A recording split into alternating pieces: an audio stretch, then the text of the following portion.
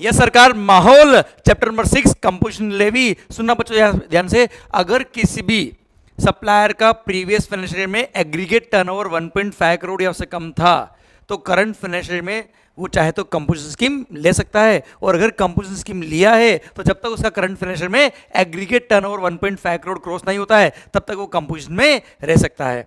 Clear? अच्छा बच्चों ध्यान रखना, ये एग्रीगेट टर्नओवर में सारा टर्नओवर ऐड होगा, भले वो टैक्सेबल हो या एग्जेम्प्ट हो, कोई भी सप्लाई है। क्लियर? और ध्यान रखना बच्चों, पर अगर आपका इंटरेस्ट का इनकम अर्न होता है, लोन्स एडवांसेस दिए उसमें इंटरेस्ट का इनकम अगर अर्न हुआ तो एग्रीगेट टर्नओवर का जो लिमिट है 1.5 करोड़ उसमें इसको इंक्लूड नहीं करेंगे। अच्छा सेकंड बात, अगर मान लो आप जीएसटी में रजिस्टर्ड नहीं थे और अब फर्स्ट अप्रैल से लेकर जब फाइनेंशियल शुरू हुआ तब से आप जीएसटी में रजिस्टर्ड नहीं थे, मिड ऑफ द फाइनेंशियल में आपने जीएसटी में रजिस्ट्रेशन कराया, तो ऐसे केस में जब तक आप रजिस्टर्ड नहीं थे तब तक का टर्नओवर तो वो होगा ना यार आपका। क्लियर? तो वो भी टोटल टर्नओवर का पार्ट बनेगा, वो भी एग्रीगेट टर्नओवर में इंक्लूड करेंगे। क्लियर? ओके सरकार, स्पेशल कैटेगरी स्टेट, सर वहां पे लिमिट कितना बेटा 40, स्पेशल कैटेगरी स्टेट में लिमिट है कितना 75 लाख रुपए का, पर उसके 3 एक्सेप्शन है, जम्मू एंड कश्मीर, आसाम और हिमाचल प्रदेश, ये 3 स्टेट में अभी भी लिमिट कितना है बेटा 1.5 करोड़ है, बाकी सारे स्पेशल कैटेगरी स्टेट में 75 लाख का लिमिट रहेगा। ओके सरकार, अब अगर आपने कंपोजिशन स्कीम लिया है तो instead of paying tax at the rate of at the normal rate which is given in section number 9 subsection 1, you will have to pay at the composition rate, और वो rate कितना है बेटा 1%, कितना बेटा 1%। मैन्युफैक्चरर के केस में 1% of vote turnover in the state. अच्छा 1% क्या बेटा 0.5% CGST, 0.5% SGST, तो 1% of the turnover in the state और यूनियन टेरिटरी। अगर आप रेस्टोरेंट सर्विस या आउटडोर कैटरिंग सर्विस देते हो तो ऐसे केस में 5%, 2.5% प्लस 2.5% C और S पर SGST of vote, again 5% of vote turnover in the state और union territory. And sir third आता है क्या, अगर आप ट्रेडर हो बेटा, manufacturer, restaurant, outdoor catering service provider या इसके अलावा कोई भी पर्सन मतलब ट्रेडर, तो ऐसे केस में अगेन 1%, 0.5% प्लस 0.5%, पर यहां पे 1% किसका टैक्सेबल सप्लाई ऑफ गुड्स और सर्विस और बोथ का बेटा, टैक्सेबल सप्लाई ऑफ गुड्स और सर्विस और बोथ को यहां पे इंटरप्रेट किया हुआ है कि जो आपकी टैक्सेबल गुड्स है या सर्विसेज है आपकी, उसी पे आपको 1% टैक्स पे करना है, जो एग्जाम गुड्स है उसको पे टैक्स पे करने की जरूरत नहीं है। पर अगर आप मैन्युफैक्चरर हो या रेस्टोरेंट सर्विस प्रोवाइडर हो तो यहाँ पे टैक्सेबल हो या एग्जाम हो, दोनों का आपको 1% या 5% ऐसे केस में आपको पे करना पड़ेगा, क्योंकि वहां लिखा है क्या turnover in the state. I repeat sir, मान लो मेरा एक दुकान है, मेरा एक शोरूम है, आई एम अ ट्रेडर और मैं कुछ टैक्सेबल गुड्स और एग्जाम गुड्स बेचता हूं, मैंने कंपोजिशन स्कीम अगर लिया है तो केवल टैक्सेबल गुड्स पे टैक्स पे करना है। पर अगर मैं इन्हीं गुड्स का मैन्युफैक्चरर होता अगर मैं, और मैंने कंपोजिशन स्कीम लिया है तो टैक्सेबल प्लस एग्जाम जो दोनों का टोटल करने के बाद अमाउंट आएगा उसका आपको 1% टैक्स पे करना पड़ेगा। क्लियर? क्योंकि वहां लिखा turnover in the state for restaurant and outdoor catering service provider as well as manufacturer बेटा। ओके बच्चों ध्यान रखना, यहाँ पे एक अच्छा सा नवंबर 20 एग्जाम्स अगर आपके है तो एक छोटा सा पॉइंट ऐड हुआ है और वो बोलता है क्या कि टैक्स पे करते वक्त देखो, ट्रेडिंग वालों के लिए तो वैसे भी टैक्सेबल गुड्स और टैक्सेबल सर्विस पे टैक्स पे करना है, एग्जाम पे करना ही नहीं है। पर सर मैन्युफैक्चरर और रेस्टोरेंट और आउटडोर कैटरिंग सर्विस प्रोवाइडर अगर आप हो तो हाँ टर्नओवर इन द स्टेट दे रखा है, पर वहां पर अगर आपकी इंटरेस्ट की इनकम होती है, ब्याज लोन अगर आपने दिया, किसी को लोन्स एडवांसेस डिपॉजिट दिए, आपको ब्याज की इनकम अर्न होती है, इंटरेस्ट की रेवेन्यू को आपको टैक्स पे करने के लिए टर्नओवर इन द स्टेट में इंक्लूड करने की जरूरत नहीं है। ये नवंबर 20 के लिए पॉइंट ऐड हुआ है बेटा, जुलाई 20 के लिए पॉइंट रिलेवेंट अभी नहीं है। अच्छा एक और बात जो क्लैरिफिकेशन नेचर का पॉइंट है बेटा, ऑब्वियस सी बात है, मान लो आपने मिड ऑफ द फाइनेंशियल में रजिस्ट्रेशन कराया तो जिस दिन तक आप लायबल टू रजिस्टर नहीं थे, जैसे मान लो 20 लाख का टर्नओवर क्रॉस हुआ आपका, आपने रजिस्ट्रेशन के लिए अप्लाई किया, रजिस्ट्रेशन करा दिया आपने, तो 20 लाख तक के टर्नओवर पे टैक्स पे करने की जरूरत नहीं है। ऑब्वियस सी बात है सर, उसको एग्रीगेट टर्नओवर में इंक्लूड करेंगे, पर सर टैक्स पे करते वक्त उस अमाउंट को इंक्लूड ऑब्वियस सी बात है नहीं करेंगे। जब आप रजिस्टर्ड नहीं थे तो कैसे आपको कंपोजिशन वाला टैक्स पे करवा दे इस पे। ओके सर, अब मान लो आपने कंपोजिशन स्कीम लिया है तो there are certain conditions. First, you should not be engage in supply of services except restaurant और आउटडोर कैटरिंग सर्विस। पर हाँ यहाँ पे भी बेनिफिट दे दिया गवर्नमेंट ने, बोल दिया क्या अगर आपका सर्विसेज कुछ सर्विसेज का टर्नओवर है चलेगा सब, पर दैट सर्विसेज का turnover should not exceed 10% of the turnover in the state of the previous financial year और ₹5 lakh whichever is higher. मतलब 5 लाख और 10% of the turnover in the state in previous financial year whichever is higher तक का आप current year में services दे सकते हो। और यहाँ पे भी बोल दिया कि ये लिमिट काउंट करते वक्त इंटरेस्ट का रेवेन्यू अगर आपका होता है, देखो इंटरेस्ट की इनकम अगर अर्न होती है तो वो एग्जाम सप्लाई ऑफ सर्विस है, उसको हम यहाँ 10% और 5 lakh whichever higher count करते वक्त उस एग्जाम सर्विस जो इंटरेस्ट की इनकम है उसको इंक्लूड नहीं करेंगे। प्लस नवंबर 20 के लिए एक पॉइंट और ऐड यहाँ पे हो गया कि प्रीवियस ईयर का जब हम टर्नओवर इन द स्टेट देखते हैं ना बेटा, प्रीवियस ईयर का टर्नओवर इन द स्टेट उसका 10% करना है, तो प्रीवियस ईयर का टर्नओवर देखते वक्त भी आपको इंटरेस्ट की इनकम को टर्नओवर में इंक्लूड नहीं करना है। जैसे 84 लाख आपका टर्नओवर था नवंबर 20 एग्जाम से, और अगर आपका 4 लाख का इंटरेस्ट का इनकम था उसमें से 84 में से, तो 80 लाख का ही 10% आपको करना है बेटा। क्लियर? और जुलाई 20 एग्जाम से तो 84 लाख का आपको 10% करना पड़ेगा, 84 का 10% और 5 लाख विचएवर इज हायर। और हाँ, जुलाई आपका नवंबर 20 एग्जाम से तो 80 लाख का 10% और 5 लाख विचएवर इज हायर, तो सरकार 8 लाख हो गया। और ये 8 लाख तक आप सर्विसेज करंट ईयर में दे सकते हो, और ये 8 लाख करंट ईयर में जब आप काउंट करेंगे तब अगेन जुलाई 20 एग्जाम्स हो या नवंबर 20 एग्जाम्स हो या उसके बाद वाले एग्जाम्स हो, जब ये 8 लाख काउंट करेंगे तो करंट ईयर में जो आपकी इंटरेस्ट की इनकम अर्न होगी उस करंट ईयर की इंटरेस्ट की इनकम को भी इसमें इंक्लूड नहीं करेंगे 8 लाख का लिमिट देखते वक्त। मतलब 8 लाख के अलावा आपकी इंटरेस्ट की इनकम अर्न और हो सकती है, उसको हम 8 लाख में इंक्लूड नहीं करेंगे। क्लियर? 8 लाख की सर्विसेज आप दे सकते हो बच्चों। Second condition, sir you should not be engage in interstate outward supply of goods. Interstate outward supply नहीं कर सकते बेटा, इंटरस्टेट परचेज कर सकते हो, कोई दिक्कत नहीं है, interstate outward supply of goods नहीं कर सकते। Third, you should not be engage in supply of such goods which are not leviable to GST. और 8% 6 गुड्स है, घूम लो और झूम लो sir, alcohol liquor for human consumption और पेट्रोलियम गुड्स जिन पे जीएसटी लेवी नहीं होता है, अगर आप इन गुड्स पे डील करते हो तो आप कंपोजिशन के लिए एलिजिबल नहीं हो। Next, you should not be engage in supply of goods through such electronic commerce operator जहां पे टीसीएस एप्लीकेबल होता है। टीसीएस का एप्लीकेबल होता है अगर आपने इलेक्ट्रॉनिक कॉमर्स ऑपरेटर के थ्रू गुड्स से सर्विस सप्लाई करी और पेमेंट जो कस्टमर करता है वो पहले ईसीयू के अकाउंट में आता है और फिर वो आपका अकाउंट सेटलमेंट करता है, तो ऐसे केस में वहां टीसीएस एप्लीकेबल होता है। अगर ऐसा कोई ट्रांजेक्शन है तो आप कंपोजिशन के लिए एलिजिबल नहीं है। देन सर गवर्नमेंट चाहे तो कुछ गुड्स को नोटिफाई कर सकती है, नोटिफाई करके बोल सकती है कि अगर आप इसके मैन्युफैक्चरर हैं आई रिपीट, अगर आप इसके मैन्युफैक्चरर है तो आप कंपोजिशन के लिए एलिजिबल नहीं है। और 8% 4 goods are notified. First sir ice cream and other edible ice whether containing cocoa और not. Second paan masala. Third जो आप खाते हो क्या, gutkha, tobacco based goods. And sir fourth point जो लास्ट टाइम एड हुआ था, aerated water with added sugar materials या स्वीटनिंग मटेरियल बेटा, मतलब कोल्ड ड्रिंक्स वगैरह के अगर आप मैन्युफैक्चरर हो, Thums Up, Pepsi, Coca Cola जो मिक्स करके पीते ना बेटा। क्लियर? तो सर ऐसे केस में आप इसके मैन्युफैक्चरर अगर आप है तो आप एलिजिबल नहीं है कंपोजिशन के लिए बेटा। हाँ है ना? क्लियर? दारू बेचते हो बेटा चलेगा, दारू बेचते हो चलेगा, पर कंपोजिशन नहीं ले पाएंगे क्योंकि दारू तो क्या है, alcohol liquor for human consumption not leviable to GST. Clear? समझे? 6 गुड्स के डीलर अगर आप है तो कंपोजिशन के लिए एलिजिबल ही नहीं बेटा, अगर उन 6 गुड्स में एंगेज तो। और इन 4 गुड्स के अगर आप मैन्युफैक्चरर हो तो आप एलिजिबल नहीं हो, केवल दुकान है आपकी, ट्रेडिंग कर तो चलेगा, कोई दिक्कत नहीं साहब। ओके, अगला condition sir, you should not be a casual taxable person और a non resident taxable person. अच्छा, पहले ये रूल में लिखा था, रूल नंबर 5 में अभी भी लिखा है, पर नवंबर 20 एग्जाम्स के लिए इसको एक्ट में भी लिख डाला, सेक्शन नंबर 10 सबसेक्शन 2 में एक्ट में भी लिख दिया कि you should not be a casual taxable person और a non resident taxable person. Amendment कुछ खास नहीं हुआ है सर, कुछ नहीं हुआ मतलब। देन सर आपको भी दुकान के बाहर लिखना पड़ेगा क्या, कंपोजिशन टैक्सेबल पर्सन। आपको अपने बिल जब इशू करेंगे तब टैक्स इनवॉइस इशू नहीं कर पाएंगे, आप बिल ऑफ सप्लाई इशू करेंगे और उस पर लिखेंगे क्या, composition dealer not eligible to collect the tax from the customer. आपने ऐसा कोई इनवर्ट सप्लाई लिया जिसमें रिवर्स चार्ज मैकेनिज्म में टैक्स की लायबिलिटी आती है तो आपको रिवर्स चार्ज का पूरा टैक्स पे करना पड़ेगा नॉर्मल रेट से, और आपको कोई आईटीसी भी नहीं मिलेगा। क्लियर? ये रूल्स की कंडीशन थी बेटा। अच्छा, आप इंटरस्टेट परचेज करो कोई दिक्कत नहीं बेटा, interstate outward supply of goods नहीं कर सकते बच्चों। क्लियर? अच्छा, अगर आपका रेस्टोरेंट है, अगर आपका जैसे बेकरी बेटा, केक आप बेकरी है और केक बेचते हो, और अगर वहाँ पे ईटिंग जॉइंट है, ईटिंग जॉइंट मतलब वहाँ पे लोग खड़े होकर खाना खा सकते हैं, केक खा सकते हैं बेटा, तो ऐसे केस में वो रेस्टोरेंट की कैटेगरी में आएगा और वहाँ 5% टैक्स पे करने वाला प्रोविजन लगेगा कंपोजिशन स्कीम में। पर वही अगर ईटिंग जॉइंट नहीं होता, केवल एक टेक अवे वाला होता काम बेकरी में, तो ऐसे केस में वो मैन्युफैक्चर के स्कोप में आ जाएगा और 1% टैक्स पे करना पड़ेगा उसको कंपोजिशन स्कीम में। ये सर्कुलर दे रखा है बच्चों। क्लियर? पक्का? ओके, तो सर अगर आपको कंपोजिशन स्कीम लेना है तो क्या करना पड़ेगा, अगर नया रजिस्ट्रेशन कराया है, सब ध्यान देना, नया रजिस्ट्रेशन करवाया है तो जब रजिस्ट्रेशन के लिए आप अप्लाई करेंगे, फॉर्म जो फिल करेंगे उसके पार्ट भी में लिख देंगे कि मेरे को कंपोजिशन स्कीम लेना है, तो आप ऑटोमेटिक कंपोजिशन स्कीम में आएंगे डे 1 से। पर अगर आप ऑलरेडी रजिस्टर्ड हो और रेगुलर स्कीम है और अगर आपको कंपोजिशन में आना है तो फाइनेंशियल खत्म होने से पहले पहले आपको प्रिस्क्राइब फॉर्म फिल करके सर डिपार्टमेंट को इंटीमेट करना पड़ेगा कि we want to opt for composition scheme from 1 April. Mid of the financial में आप कंपोजिशन में नहीं आ सकते बेटा। एग्जिट तो कभी भी हो, हमें दिक्कत नहीं, एग्जिट कभी भी हो, entry in the composition scheme can be allowed only on the beginning of the financial year, वो भी 1 अप्रैल से पहले आपको इंटीमेट करना पड़ेगा। अच्छा, अगर आप कंपोजिशन में आ रहे हो तो आप रेगुलर स्कीम में रजिस्टर्ड बेटा, आपको स्टॉक का क्रेडिट रिवर्स करना पड़ेगा, जीएसटी आईटीसी 03 नंबर का फॉर्म फिल करके आईटीसी रिवर्स करना पड़ेगा और विद इन 60 डेज आपको ये स्टॉक स्टेटमेंट सबमिट करना पड़ेगा साहब।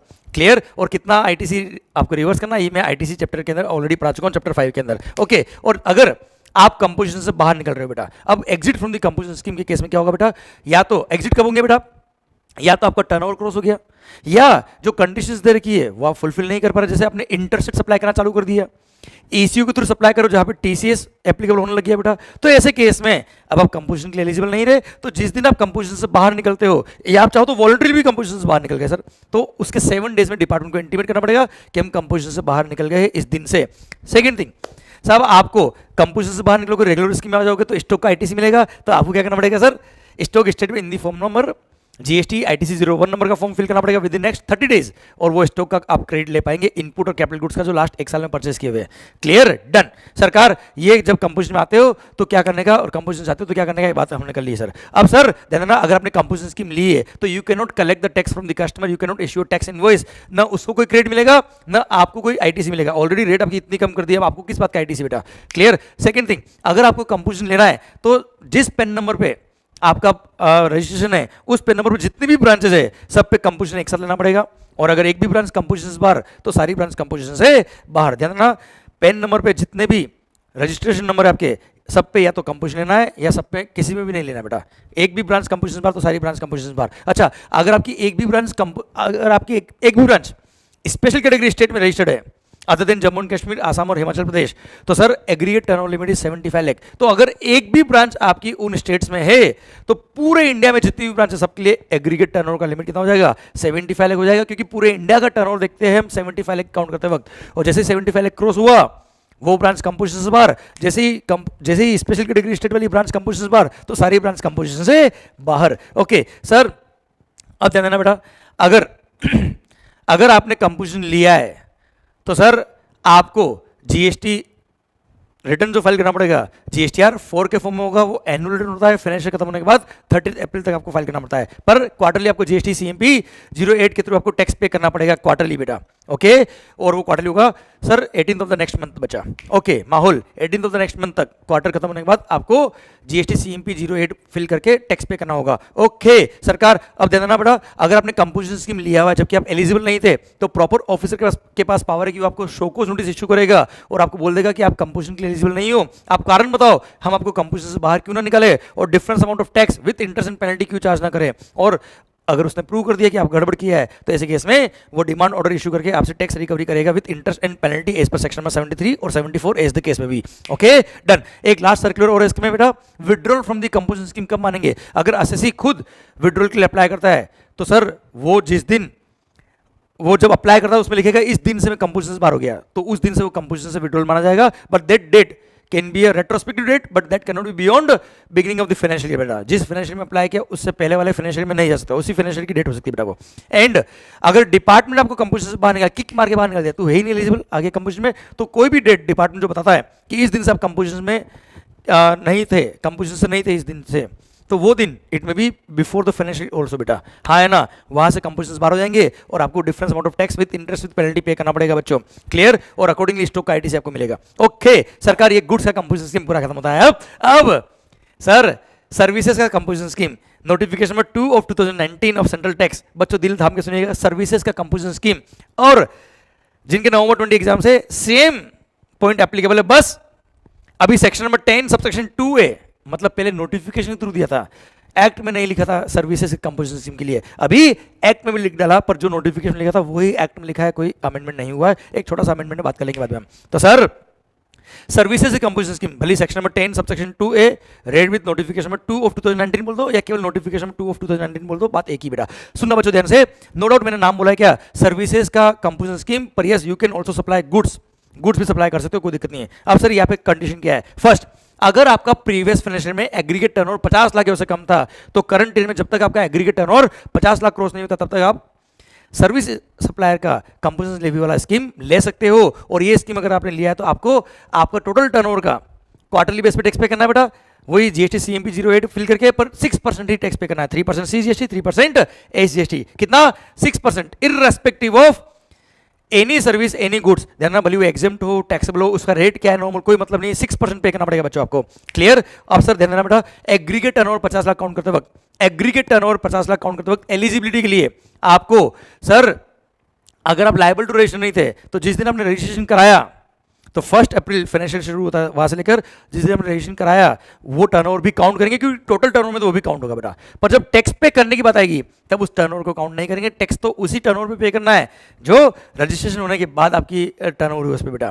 क्लियर? और हाँ, टोटल 50 लाख जो होता है ना बेटा, जैसे आपका इस साल टर्नओवर के 45 लाख, फर्स्ट 20 लाख के लिए आप रजिस्टर्ड नहीं थे, तो ऐसे केस में फर्स्ट 20 लाख पे टैक्स पे नहीं करना, नेक्स्ट 25 लाख पे टैक्स पे करना है, पर एग्रीगेट टर्नओवर देखते वक्त पूरा 45 लाख काउंट होगा बेटा। क्लियर? सेम फंडा था नॉर्मल कंपोजिशन स्कीम गुड्स वाले केस में बेटा। ओके सर, सेकंड बात, एग्रीगेट टर्नओवर काउंट करते वक्त 50 लाख का लिमिट काउंट करते वक्त एलिजिबिलिटी के लिए आपको इंटरेस्ट का इनकम अगर हुआ है, ब्याज का इनकम अगर हुआ है तो उसको भी इंक्लूड नहीं करना है एग्रीगेट टर्नओवर में। प्लस नॉर्मल 20 अगर आपके एग्जाम से ध्यान रखना, टैक्स पे करने के लिए जो 6% टैक्स पे करना होता है उसके लिए भी इंटरेस्ट की इनकम को काउंट नहीं करेंगे, पर अगर आपके एग्जाम जुलाई 20 में है तो इंटरेस्ट की इनकम को भी काउंट करेंगे टैक्स पे करने के लिए बेटा।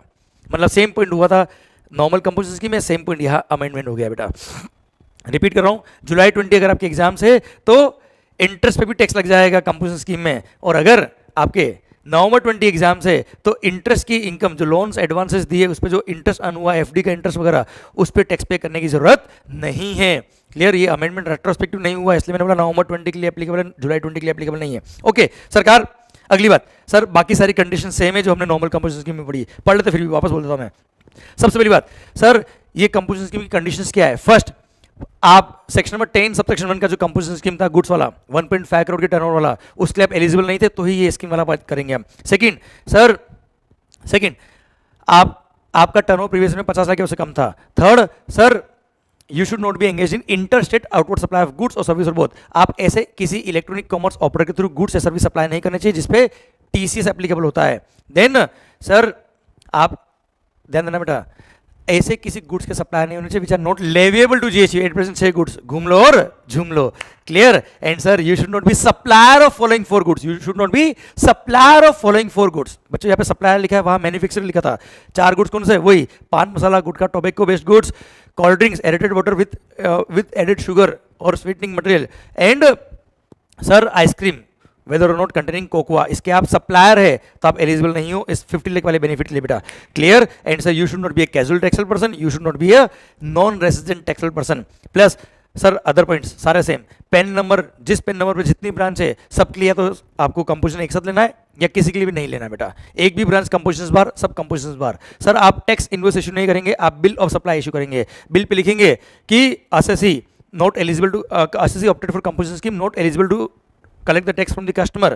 क्लियर? या फिर ये लिख दीजिए, SSC paying tax under notification of concession rate of tax, SSC paying tax at the rate of 6% concession rate of tax under notification 2 of 2019 not eligible to collect the tax from the customer. Clear? Bill of supply issue करेंगे बेटा आप। और हाँ sir ध्यान देना, बाकी सारे point वही है जो नॉर्मल कंपोजिशन स्कीम में एप्लीकेबल है। जैसे आप कस्टमर से टैक्स नहीं ले सकते बेटा, आपको कोई आईटीसी नहीं मिलेगा सर। क्लियर? जिस दिन आप कंपोजिशन से बाहर निकलेंगे आप 7 दिन के अंदर इंटीमेशन देंगे, स्टॉक का क्रेडिट आप लेंगे, कंपोजिशन में आएंगे तो फाइनेंशियल बिगनिंग से पहले आना पड़ेगा आपको बेटा।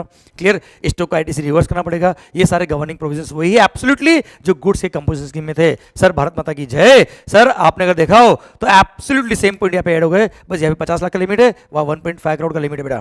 क्लियर? और ध्यान देना बच्चों, नवंबर 20 के लिए जो अमेंडमेंट हुआ है मेजरली बस ये हुआ कि टैक्स